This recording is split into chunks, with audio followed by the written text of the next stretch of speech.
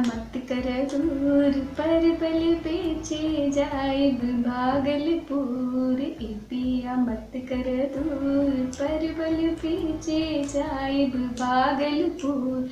मैं आज आपके साथ एक बहुत इमोशनल स्टोरी शेयर करूंगी। वो गर्मी के दिन, वो शादियों के दिन, वो भीनी भीनी महक आती थी, लड्डू बनता था, एक हाथी के कान के बराबर की जो पूड़ी है ना, उसकी तो बात ही क्या होती है। नमस्कार, कैसे हैं आप? किरण का अड्डा है ये।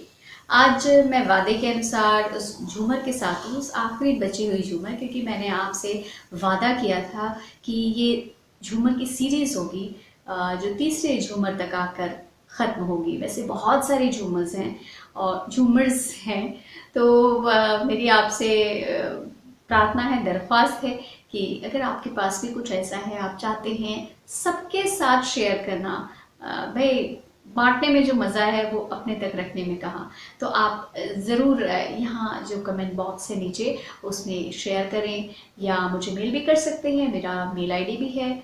और चलिए आज इस किरण के अड्डे के सिलसिले को आगे बढ़ाते हैं। ये झूमर मैं आपको सुनाऊंगी जो मैंने कहा कि मैंने अपने आजी लोगों से सीखी हुई है। गांव के इस परिवेश में बैठ के, वो गर्मी के दिन, वो शादियों के दिन, वो भीनी भीनी महक आती थी, लड्डू बनता था, और हमारे बलिया में एक हाथी के कान के बराबर की जो पूड़ी है ना, उसकी तो बात ही क्या होती है। आप मतलब इतने दिनों तक वो चलती है बुनिया। तो ये बड़ी खूबसूरत खूबसूरत और बड़ी अच्छी अच्छी यादें हैं जो मैं संजोए हुए हूँ अपने साथ, और मौका लगा तो आपके साथ शेयर करूँगी। और जैसे ये लॉकडाउन अनलॉक जैसे हो रहा है, वो धीरे धीरे और अनलॉक होता है, तो मौका लगा तो बलिया पहुँचूँगी और किसी शादी को सिर्फ आपके लिए अटेंड करके, और वो पूरा जो माहौल चलता है, वो जो खुशगवार होता है, वो मैं आपके साथ शेयर करूँगी। खैर, बातें तो कभी खत्म नहीं होती है। मैं आज आपके साथ एक बहुत इमोशनल स्टोरी शेयर करूँगी।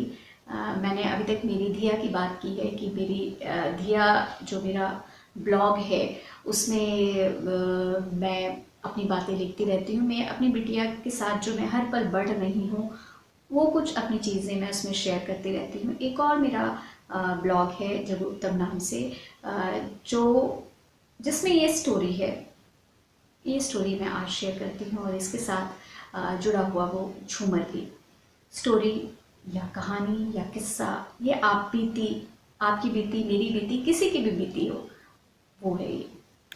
माँ अस्पताल की बेड पर बदहवास सी पड़ी है, सोच रही है कैसे और क्यों हो गया ये। मैंने तो कभी किसी का बुरा नहीं किया, फिर मेरे साथ ही क्यों? क्यों मेरे बच्चे मेरी वजह से परेशान हैं?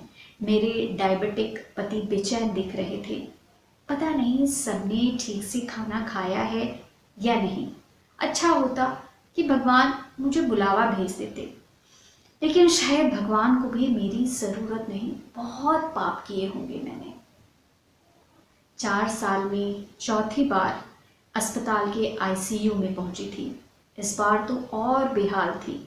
कई दिनों से बेचैन दिख रही थी, लेकिन उसके अपने बेटों, बहुओं और पति को पता नहीं क्यों ये गुजरे वक्त में जो उसकी आंखों का सूनापन था, ये बदहवासी जो थी, वो नहीं दिख पा रही थी। रिवायतन 4 साल पहले डॉक्टर की सुझाई दवाएं दे दी जाती थी और फिर सब अपने काम में जुट जाते थे। पिछली बार भी ऐसा हुआ था, उससे पिछली बार भी, और शायद उससे पहले भी। तब भी माँ ने खुद को कोसा था, आज भी खुद को कोस रही है। 2 बाटों में फंसी माँ के दिल की हूक तब भी बहरे बेटे नहीं सुन पाए थे, और ना अब सुन पाए। लेकिन हाँ, दुनिया को दिखाने के लिए दोनों ने कोई कमी नहीं छोड़ रखी थी। लोगों की नज़र में अब भी दोनों लायक पुत्र थे। श्रवण कुमार, ये तमगा भी तो माँ ने ही दिया था। कभी अपने मन की छटपटाहट बेटों द्वारा खुद से बनाई दूरी को बयां उसने नहीं किया था। दोनों साहब लोग जब शाम को लौटते तो अपने कमरे से झांकती, सोचती अब माँ कहकर आ लिपटेंगे मुझसे, जैसे बचपन में करते थे, पहले मैं की तर्ज पर। लेकिन अब समय बदल चुका है। बेटे अब पत्नी और बच्चों वाले हो गए हैं। उनकी दुनिया में माँ बाप दूसरे नंबर पर आते हैं। लेकिन वो तो पागल थी, अभी उम्मीद का दामन नहीं छोड़ा था।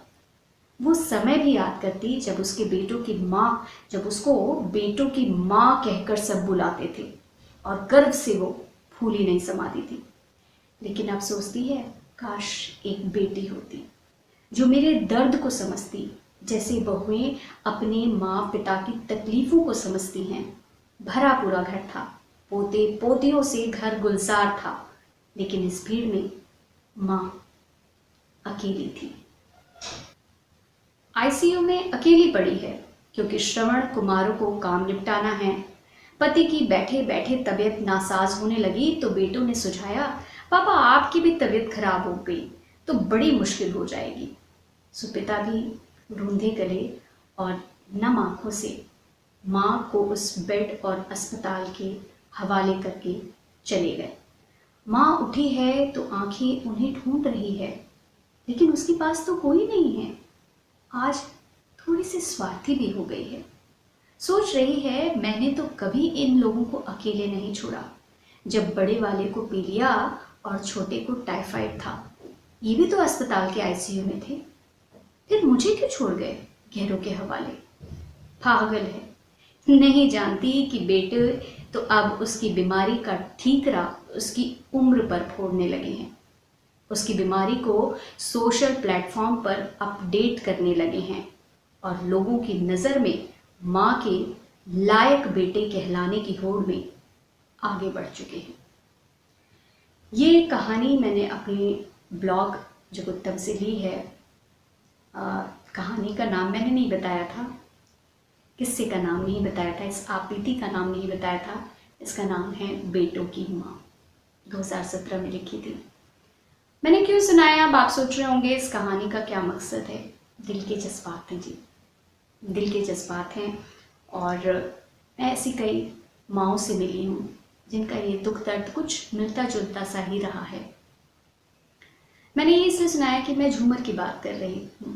ये जो मैंने आपको एक ही किस्सा या बीती या कहानी सुनाई, ये इस औरत के एक अलग तरह के रूप, एक अलग तरह के उसके कैरेक्टर को दर्शाती है। कैसे वो खुद को छोड़कर अपने पति, अपने परिवार के बारे में सोचती है और उसके साथ ही वो ये भी सोचती है, कभी कभी स्वार्थी भी हो जाती है, अपने लिए भी सोचती है। प्यार, अपनेपन की ज़रूरत किसे नहीं पड़ती है और उसी ज़रूरत को इस कहानी के ज़रिए एक माँ को एक औरत के तौर पर रखने की कोशिश है ये।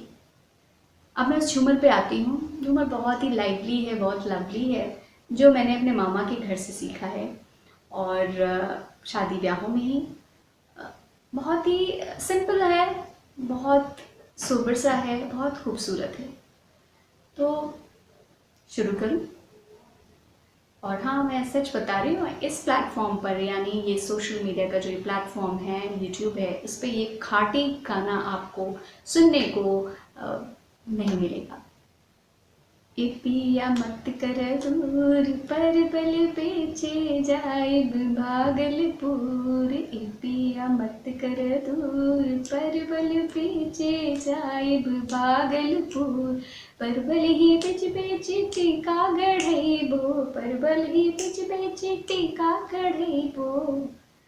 मतलब परवल बेच के भी वो पति की मदद ही कर रही है, अपने लिए उसको गहने चाहिए।